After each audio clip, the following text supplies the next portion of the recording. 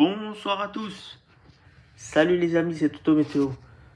On se retrouve pour un point météo concernant le fameux vortex polaire qui est dans la stratosphère et dans la troposphère, dont on va parler par étapes. Donc, numéro 1, possible réchauffement stratosphérique, point d'interrogation. Oui, c'est possible, en effet, un réchauffement stratosphérique devrait avoir lieu. Donc du coup, possiblement, parce que ce soir, les vents zonaux ils ont baissé d'un coup, quoi. Il va autour de 0. Point 2. Pic des vents zonaux en diminution le 25-26 novembre. Donc le pic aura lieu entre le 25 et 26 novembre 2025. Des vents zonaux, donc pic autour de 0 et encore en dessous. Troisième point, les effets se représentent entre 2 et 3 semaines plus tard. Oui, c'est vrai. Donc 2-3 semaines plus tard, les effets se représentent. Donc par exemple, et c'est ça qui risque de se passer, bon, ça se représente le 25-26 novembre 2025. Ben, qu'est-ce qui se passe? Si vous comptez 1, 2, donc c'est vraiment autour de la mi-décembre 2025 que des conditions beaucoup plus hivernales seront possibles à ces cas-là. Donc il faut vraiment un point officiel de ces situations, une confirmation. Point 4. Ce soir, pour l'heure actuelle, les degrés d'intensité du SSSW est de 0.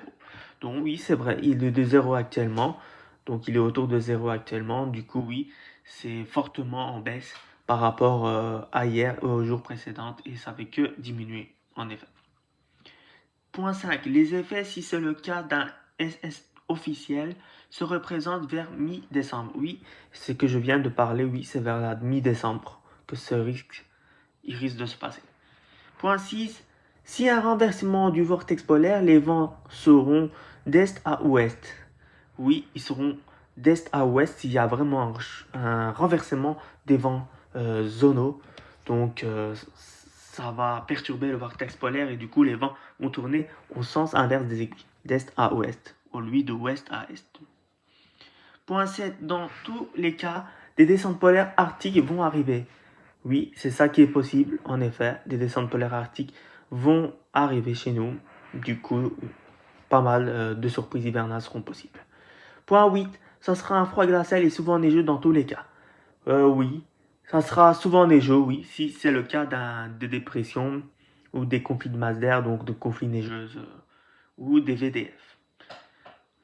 Point 9. Décembre sera la surprise en 2025, possiblement. Oui, le mois de décembre pourrait être la surprise en 2025, en effet. Donc, d'habitude, il était prévu plus doux, donc très doux normalement. Donc, si un réchauffement stratosphérique se présente, du coup, le mois de décembre sera la surprise en 2025. Oui, et ça sera le réchauffement stratosphérique le plus précoce depuis un bon moment. Et ça sera historique parmi tout. Point 10. On va surveiller de près la situation de possibles SSS. Oui, il y aura de possibles réchauffements stratosphériques, comme je l'ai parlé précédemment. Oui, les réchauffements stratosphériques, c'est des réchauffements de la stratosphère et de la troposphère. Du coup, oui, ça va perturber le vortex polaire en soi. Donc voilà, c'était un point pour parler de la situation. Merci de l'écoute, les amis. Ciao, ciao et bonne soirée.